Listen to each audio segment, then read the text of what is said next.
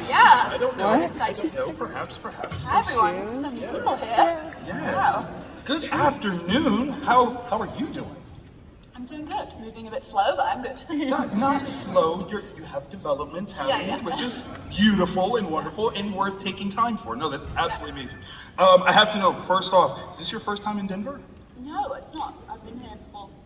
It's my third time. Third time. Okay. Was it always for Comic-Con, or did you get to just kind of come and hang out? First time, I was driving from the west to the east coast. Oh, wow. And we just stopped here for the night. It was like full of snow. I didn't really see much. It was just, we were driving quite fast across the country. The other time was for a convention, and then the last time I was just in Colorado generally was also on a road trip, but I think it was Pagosa Springs, is that a place? Yeah? So yes. Okay. But, yeah. So now you've opened up the door for road trip questions. You get 2 road trips across the country? Like, is this just something to do? I've only driven once across the country. Okay. But this other road trip, I went through, where did I go? We went through Arizona, New Mexico, Colorado, Utah. Oh, yeah. And then back to California. Okay. I Now, like adventures, I like camping, yes, I like hiking, that's awesome. swimming, all those things. That's brilliant. Okay, so what would be on a Bonnie Raitt, like, soundtrack mix for your... Oh dear. Yeah, we're getting personal Depends if here. I'm driving on my own or with other people. All right, that's fair. Because if I'm driving on my own, there's just like, I get to play all the songs that, Do we sing along I with the songs? choosily like. Oh yeah, I sing along. Okay. But then when I'm with other people, I try to be a bit more like subtle in my music tastes, a bit more accommodating to everyone's deafened ears if I sang along to the songs. Oh, come on. But yeah, usually I don't know, like old school stuff, or I like albums that you can like, I don't know, play and they can just pass time really well. Like there are some albums that are just like really good at that. That's perfect. I love that. Or Absolutely. audiobooks. I also love audiobooks Ooh. when I'm driving, and podcasts. Well, I mean, one of the reasons why we're here is a very prominent book series. I don't know if you've heard of it, called Harry Potter. I know, someone mentioned it. Someone mentioned that once or twice. I got you. But I'm curious, were you a fan of any particular book series growing up? Ooh, I mean, honestly, I was a fan of Harry Potter. I was like I was 9 when I was cast in Harry Potter, so Right. I don't think I'd really like found another series I loved before that, apart from like those books that teach you to read, those like the same course. characters over and over again. So yeah, I feel like my older brother Lewis, basically, he'd already become a fan of the books, and he kind of introduced me to it. And then the minute I sort of got into the films and the world, like I was there the day the books came out, like everyone else, excited to know how the story unfolded, and I just loved it. I loved the depth of the worlds, and I kind of have continued to like that kind of genre too, whether it's fantasy or sci-fi. I love stories that create entirely new worlds for you to skate through and learn in, and yeah, it can be like reflective and be metaphors for our current world, but are in like a whole different context. I like stories like that. It's absolutely brilliant. I won't bore you with any more of my questions because you've got like all these fans that want to talk to you. So we're gonna bounce back and forth, and we'll start on this side. Hello, friend. How are you? I'm good. So my question is, what's one of your like most prominent or favorite memories of filming the Harry Potter movies? Sure, yeah, good question. It's hard to narrow down, there's so many good memories, but I feel like my biggest takeaway, I guess, was always being a Weasley. I feel like not only did I have my Harry Potter family and my Gryffindor kind of scenes in the common room and all those types of things, but I had my literal own magical family. So they were always just the fondest memories for me. Being in the Burrows, the Weasley house, and just anything that we got to do together. I kind of love what the Weasleys stand for as a family, and it really felt like we could just be that literal warmth that they are in the films. So yeah, they're always my fondest memories, and just funnest and lightest. Like I had so much fun with all my brothers and my big family, and yeah. Great question. Thank you. Hello. Hi, I'm Cora. I was just wondering, what have you taken away from like playing Ginny Weasley? Like, how has that impacted you? Yeah, good question. I feel like at times Ginny and Bonnie probably like blurred a little bit for me because we were like, they're such formative years. 9 to 19 years old is like these massive growing years of your life where you're kind of figuring out who you are.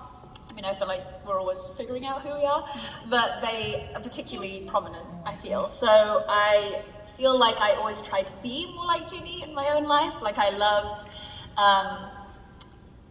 just loved how like unapologetically herself she kind of is. She's not like needing everyone to know who she is and what she stands for. Like she's much more subtle than that, which I really liked. And she's very loyal, and she really stands by Harry and stands by everyone. And kind of feel like Dumbledore's army scenes, you really get to like understand her a bit more and understand quite a lot of the characters as they kind of come together.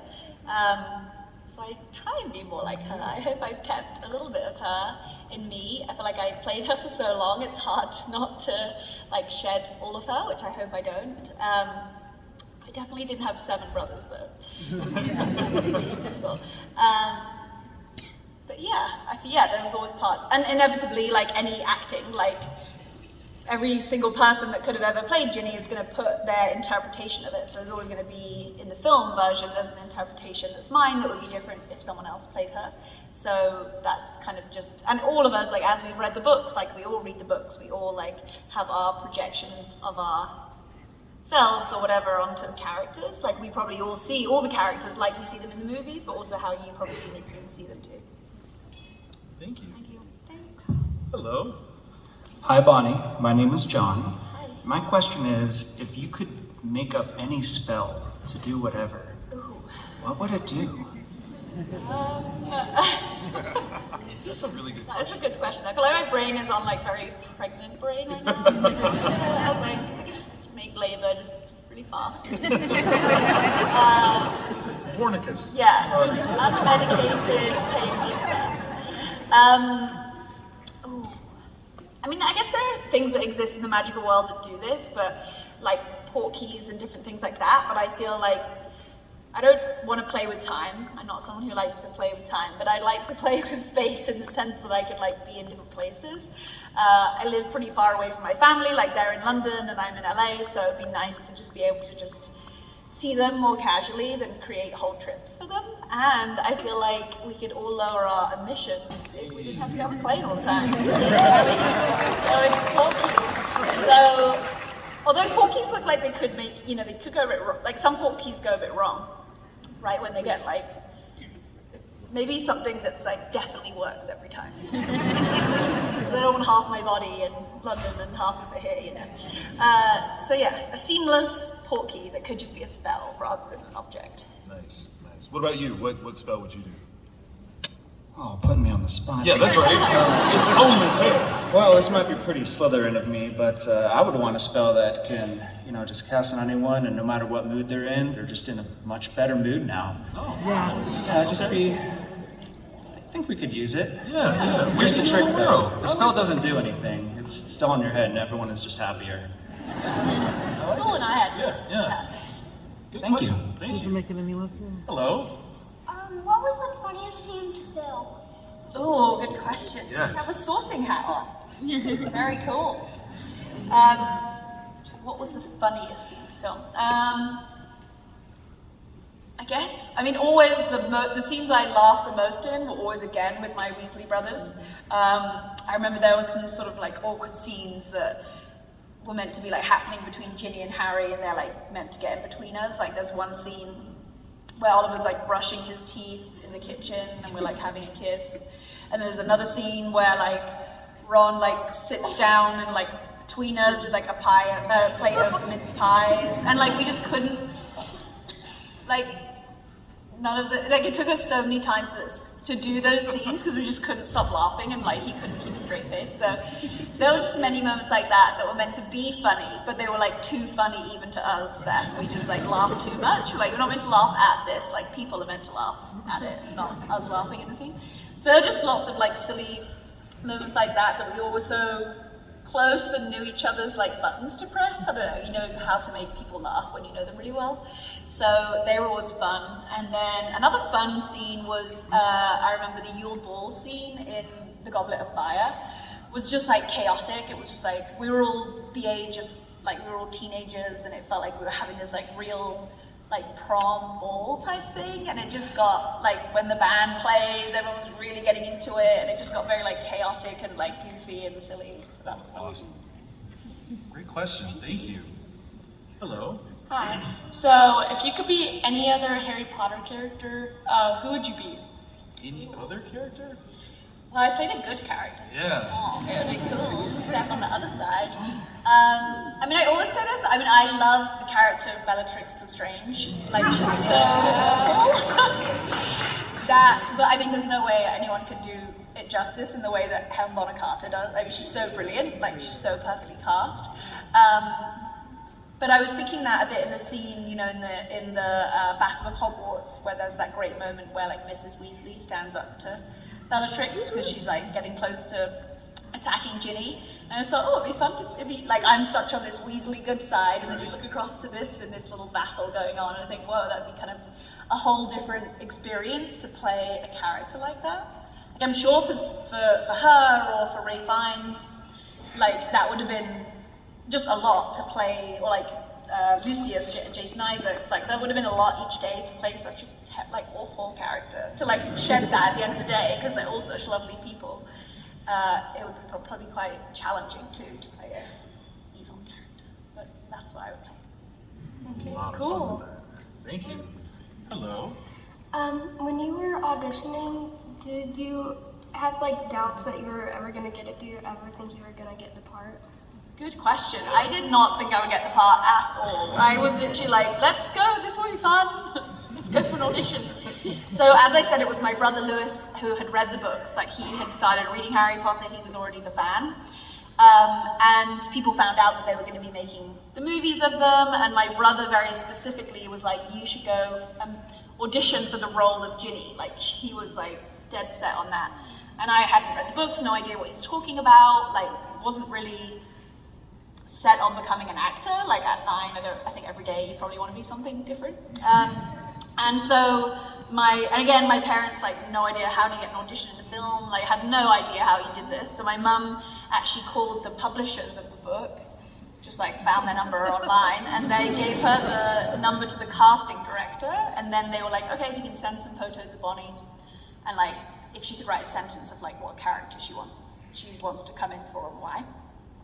So I was like, what are we doing? Like, we're just writing a bit of, like, sending some photos and a sentence, like everyone else who's going to be auditioning is going to be acting since they were crawling around on the floor, like, there's going to be no way. But we were like, let's go, it'd be fun, like, we don't know what an audition is like.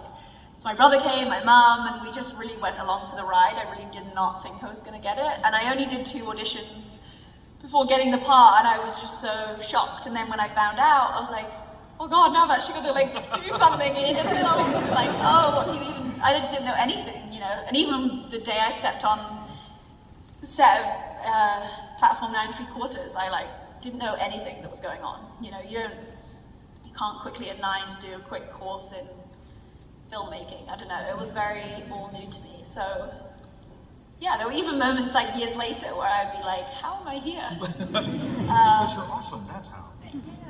So yeah, it was. I'm pleased that I think when you're that young, you kind of don't think about. I didn't like overly think about it too much. I just like went for the experience.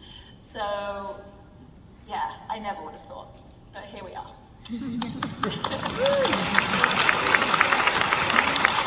Hello. Hello. Did you have a favorite actor or actress while on the set? Ooh, yeah, I feel like. I mean, there were so many incredible actors in the films that when I was really young, I kind of like didn't really know how amazing they were. Like, just the like creme de la creme of like British acting, like royalty, really. All the actors on the set were just amazing.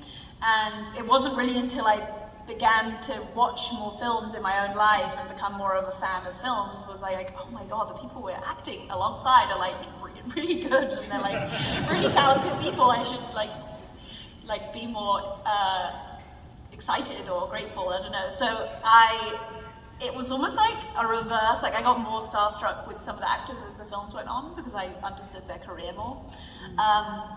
And so many of them I feel like I just loved. There were some actors that I didn't really get to have many scenes with, but I really just got to learn so much from so many people, whether that was, Robbie Coltrane, Alan Rickman, Gary Oldman, Ray Fiennes. I mean, it's just like endless list of Helen Bonham Carter, Julie Walters, who played my mum. Like, there was just so many people that I just really admired and really liked.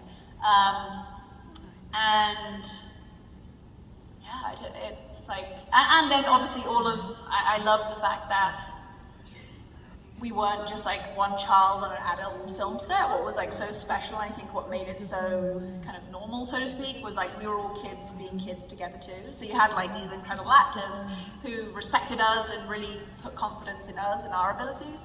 But then you also just had like your fellow friends that were like in it as much as you were in a sense of the experience you had. So I feel like I'm like very appreciative that we didn't have to like, we'd had to grow up for sure, but we didn't have to grow up too much because we could still be like, still have fun and create amazing friendships. But yeah, some of the actors too, since I've like gone more behind the camera and started making my own films, like some of them I've managed to convince to be in my films. So like Jason Isaacs, who played Lucius Malfoy, was in a film I made. David Thewlis, who plays Lupin, he was in a film I made. So it's been really cool and exciting to just like work with them in another capacity. Great question. Thank you. Hello. Hi. So is there like a line or a scene in the books that you really wish were in the movies? Oh, there's a line that people love of Ginny's that I often will write. Like, people want quotes, and sometimes it's mainly the abbreviated quote, but the long quote is something like, when you grow up with Fred and George, you sort of start thinking that anything's possible if you've got enough nerve. And everyone just puts anything's possible if you've got enough nerve, but I like the fact that she is actually referencing her brothers there, and I feel like it depicts her really, that she really does like have the courage to do anything, Ginny, and again in that like understated way. So I really loved that line, and I remember I loved reading it when I read it for the first time in the book, and I was so upset that it didn't get to be in the films. There was so much of Ginny that didn't get to be in the films, and so much of everyone's characters really that didn't, just because they couldn't have made. We would have all watched it, but to make a 5-hour-long movie would have taken us like a year and a half to film. So we would have been a bit old when we finished the films. Worth it. Yeah, Worth it. would have been worth it. Absolutely. So yeah, there was so much. I mean, a lot of the time I just had to like know that stuff of Ginny and like just have to bring that to my performance, even though I didn't get to actually do a lot of those scenes. I just had to kind of bring it to like my subconscious and what I knew. But I would have loved to have said that line. Good one. Thank you. Before we continue, we have something very special that we want to do for you, Barbara. Oh dear. So, Chelsea, are you over there? Hey, Chelsea, how you doing? Oh. Y'all give some love to Chelsea. She's running the show here, helping us put on this phenomenal event. On behalf of Fan Expo Denver, we appreciate and love your attendance so much. We wanted to provide you a new edition with a little something from us. Yes, yes. That's so sweet. Oh, it's Right by the microphone. No, right in the microphone. No pressure. Wait, I always open cards first. Let's Oh. be real. Don't open the gift. That is very grateful. Always the card. That's brilliant. I love that. Oh, well, thank you. It's just lots of people's names, so I can read loads of people's names. But what's written in the card, like printed, so much love, so much joy, so many possibilities in such a tiny, adorable package. And then, like I said, lots of people's names and just animals. Yeah. Thank you. What's inside? There you go. Harry Potter onesie, you know. That's There we go, Yes. Fan Expo. They'll know this is my last weekend of work. Yes. This is my last weekend of work Yeah. before I sit down. I don't know how to sit down, but I'll try. We'll work on it. Thank you, that's very sweet. Absolutely. Thank you so very much, Chelsea. Appreciate that. Give some love, y'all. One more time. Yeah, they'll have to be a Harry Potter fan for sure. I mean, absolutely. Listen, if baby doesn't like Harry Potter, you have to give Yeah, baby no, back. sorry. Those are the rules. I didn't make those up. Hello, friend. Thanks. So you had asked if we were Scream fans, and we were wondering, Bonnie, what's your favorite scary movie? Ooh. Oh,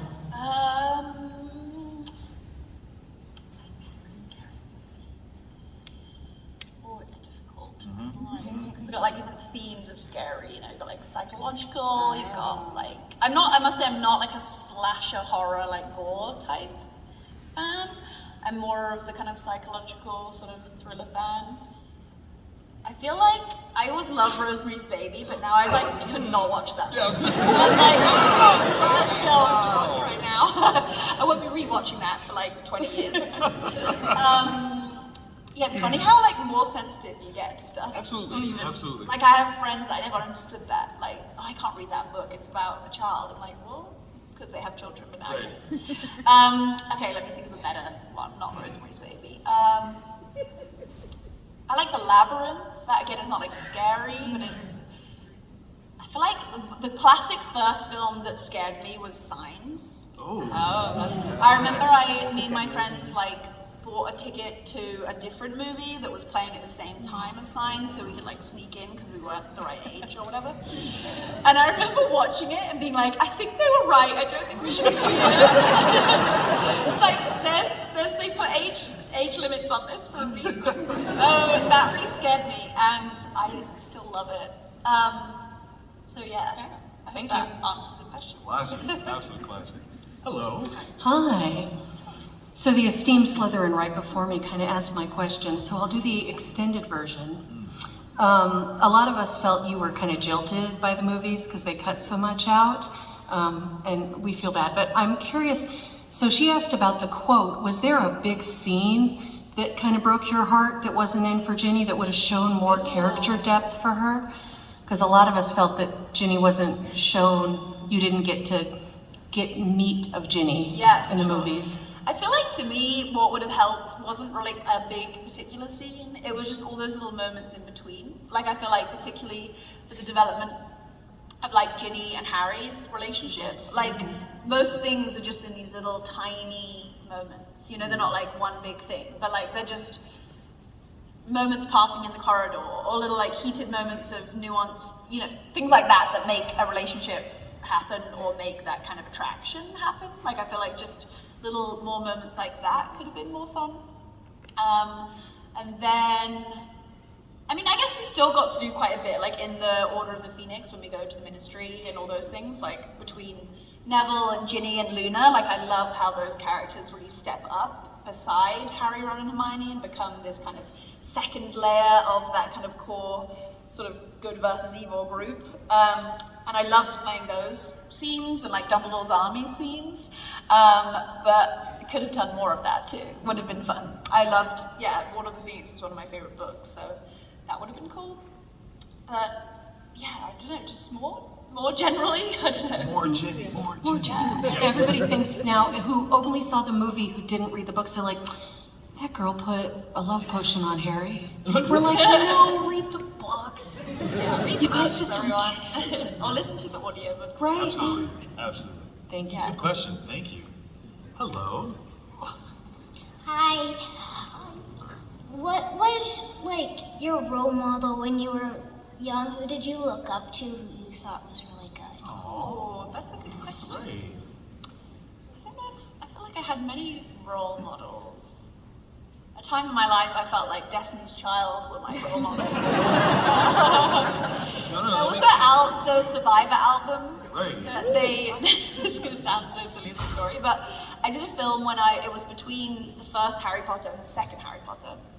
I made a film that was that we filmed in Thailand, and it was basically like a retelling of like Swiss Family Robinson. Like a family gets stranded on an island, and it was like a Hallmark film. It was called Stranded, and that album had just come out, Survivor of Destiny's Child, and it was quite an intense shoot for a 10-year-old. Like we were out in, it was hot climate, like 2-3 months in Thailand filming, and I remember that album. I was like, this is me. I feel understood by this album. And I used to play it every single day. It was like the only CD I had, and it was, you didn't have smart anything, iPods, phones. And I just loved them so much, and I just played it and played it and played it.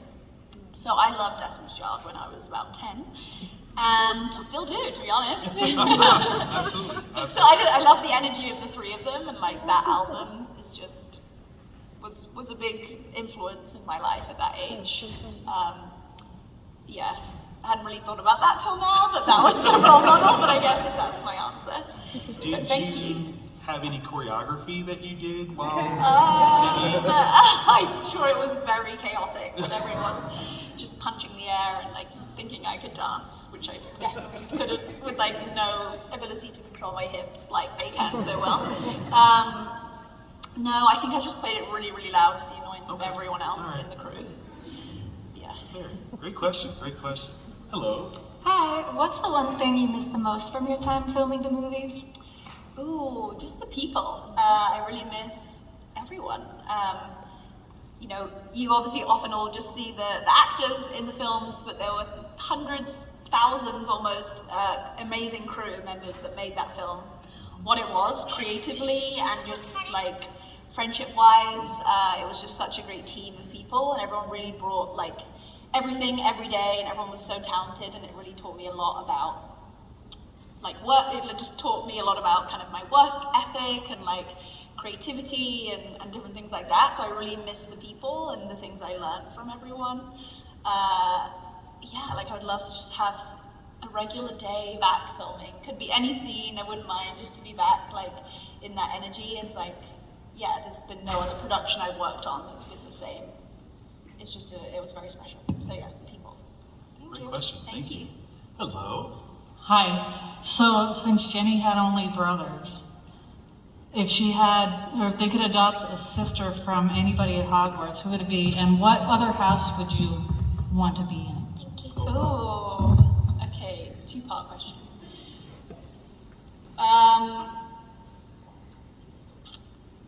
Who could they adopt? I mean, I feel like Luna would be pretty good. I feel like you'd be a good question. Yeah, I don't know. I feel like they would adopt everyone and anyone. They're like the family that would be like, sure, come in, like, welcome, here's a bed, here you go. So yeah, Luna would be cool, or maybe like a creature idea, like adopting one, not calling it a pet, but like actually adopting it as part of the family. But yeah, Luna, I guess, she would fit in pretty well, I feel, as a sister. My house, well, I kind of wanted to be surprised when I did the test, because I obviously was Gryffindor for so long, but I got Gryffindor too. Just like, but I kind of wanted to be surprised and get Slytherin, just, you know, mix it up. There you go again, want that bad side to come out. Yes, yes. Give me the evil role. So yeah, Slytherin could be fun. Thank you. Try the inside. Thanks. Hello. Hi.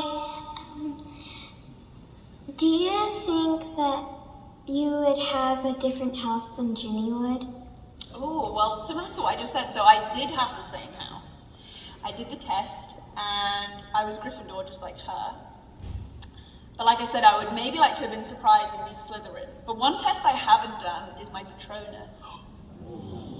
And I've been too scared to do my Patronus because I really like ocean-based animals, and I feel like I'll be misunderstood if I get a land animal or a sky animal. So I'm just gonna let that be chosen. I've just decided what my Patronus is, and it's fine. I don't have to do a test. Can we know what your Patronus is? Oh, well, I used to joke that it'd be fun. I don't think Patronuses are like to scale, but it'd be pretty cool if they were to scale, because then obviously you just choose like a giant blue whale. Oh, that'd be amazing. You just fill the room, like no Dementors can even get into the room. You just have a whale like the size of this room. Yeah. But I think more playfully, I would probably choose a dolphin. Oh, I like that. I like that. That's what mine Thank you. But thank you. Mine's a Hello. dolphin. Hi. I would just like to know, as an actress, what was your favorite movie to film? Oh, good question.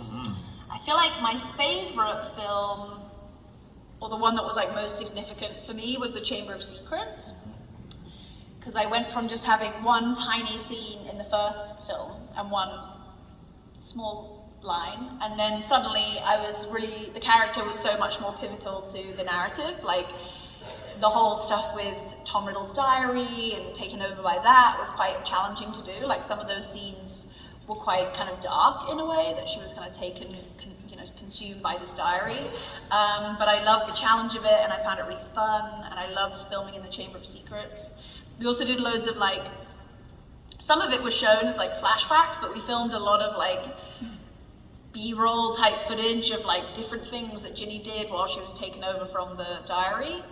Some of them didn't make the film because some of them were a bit too dark. Like, obviously, Ginny is the one who writes all the signs on the walls, like, enemies of the air, beware, Chamber of Secrets opened, all those types of things. That's obviously in blood. So you get to see, like, where and how she gets the blood, and they did cut that scene. Because it was a bit brutal. She basically goes into the Hogwarts chicken coop and kills a chicken to get the blood. So we filmed it, but that did not make the cut. So that was fun, I guess. I mean, I didn't actually kill a chicken, or there wasn't even any live chickens. It was a very distant shot. But yeah, it was a sudden new like challenge for me, and I was still quite young, and it was all very exciting. So I always liked the Chamber of Secrets. Thanks. And I still know how to open them. We have just over 5 minutes left, so we're going to try to get through as many as we can. Hello. Hi. My question is, as Ginny and as you, who would be your favorite sibling? I don't want to have myself as a sibling, so I feel like Ginny for sure. Of the Weasleys, yeah. Who's my? Oh, I couldn't choose my favorite sibling. It's like asking a parent to choose their favorite child. No, don't say that, because parents in here will be like, oh, I can answer that. Yeah. Maybe when their children aren't here, which neither of my brothers. There's like, that one. Not you. I can't choose. I don't know. Who's your favorite? Do you have a favorite Weasley? Friend George. There you go. That's two people. George. Great question. Thank you. But yeah, I can't decide. I can't, they might find out what I said. Phone rings immediately. Yeah. Hello. Hi, so my question is more about sustainability. Are there any practices that you've like incorporated in your daily routine that you thought were hard at the beginning that are like easier as they become more habits? Yeah, sure. So I wrote my book, Go Gently, that explores all these things. I feel like I'm very sensitive to say one thing, because I feel like all of us are very different. And obviously, like, I'll have things I've incorporated in my life to have a bit more of a closer relationship to my impact and relationship to my environment. But I feel like we're also individually different, that one thing I suggest could sound really boring to you, and then you don't do it, and then you do nothing. So I feel like what I kind of present in my book is this idea that if you're wanting to implement changes and shifts in your daily habits, to really look at something within your day you love to do already, or an area of your home you love to be in, or like a hobby you like, and like find a way you can make a sustainable shift within that thing you already like. So like for me, I was becoming increasingly concerned about the amount of single-use plastics polluting our oceans and how that connects to our own health. And so rather than like overhaul my entire life of plastics, which is very difficult, I just looked at the food I was buying, because I've always loved cooking. So I kind of just looked at that one avenue of plastics and tried to limit and find ways I could choose products that had less or better kind of packaging than plastic. So that's one thing I would suggest, like to find something you already love and sort of see how you can shift that one habit. And yeah, as the book title suggests, it's to kind of go gently on those shifts and changes, because our lives change from day to day and week to week. Like one week we do really well and we start implementing these habits and we feel great about it, and then the next week life happens and gets busy, and then it kind of crumbles and we can be too like judgmental on ourselves. So I think it's just to be like graceful with your changes. But yeah, I feel like a lot of it is just about slowing down the decision process you have. Like we live in a very quick consumer society where we buy something for its convenience and not maybe thinking about like where it came from, who made it, like what are we going to do with it afterwards. So just trying to think about that. It's also been interesting as I navigate like getting different things for a baby and different things like that. There's so many things that we can support when we're buying new things, whether it's secondhand or just thinking about the materials we buy. So I think my book probably says it better than I'm saying it right now. But I hope that if people haven't checked out my book, they get a chance to. I also share a lot about what's in my book on its Instagram and the YouTube channel, and I really loved. It's like a deep, deep passion of mine, and I've just met so many incredible people in the journey of writing my book, and this world of sustainability and just the world of protecting our planet, that it's been really fun to share those things and know that I feel very grateful to have a platform and people to speak to, like all of you wonderful people, to share that with, because I feel like we just need someone else to do something, and then we get inspired by that, and it can be this like ripple effect that can be really Exactly. powerful. Thank you. Thanks. I think we only have time for one more question. Hello. Okay, so my question is, if you had a favorite Harry Potter character other than yourself, who would it be? Do you know, my favorite character when I was reading the books was Hagrid. I loved Hagrid. I felt like he was just like the person you always wanted around, you know, he was just like this safe figure. I think in the same way that Dumbledore creates this like safety, like when Dumbledore's not at Hogwarts, it's like, oh gosh, what's gonna happen? You feel vulnerable, and I feel like the same with Hagrid. I feel like he was just like the perfect, just everything. Like he was just this warm love. I just loved how he loved all the like seemingly unlovable creatures too, the creatures that people were scared of or thought were kind of ugly or like, you know, that he just loved the kind of more like often unlovable things. The outsider. Yeah, so I loved him. And I feel like Robbie Coltrane did such a brilliant job playing him. So yeah, Hagrid is my favorite. Do you have a favorite character? Well, I like Creature. Oh, yeah, okay, Creature. I like Dobby too. So there. Absolutely. But thank you for all your great questions. Yes, absolutely. For those of you that didn't get a chance to ask your question, I will invite you to find Bonnie upstairs on the show floor, maybe at your booth. I don't know if you're going up there right away, but if you guys get a chance, if you want, you can ask a question up there, right? Maybe get an autograph, maybe a high five, something like that, something cool. Absolutely. Denver, make some noise, show some love for Miss Bonnie Wright.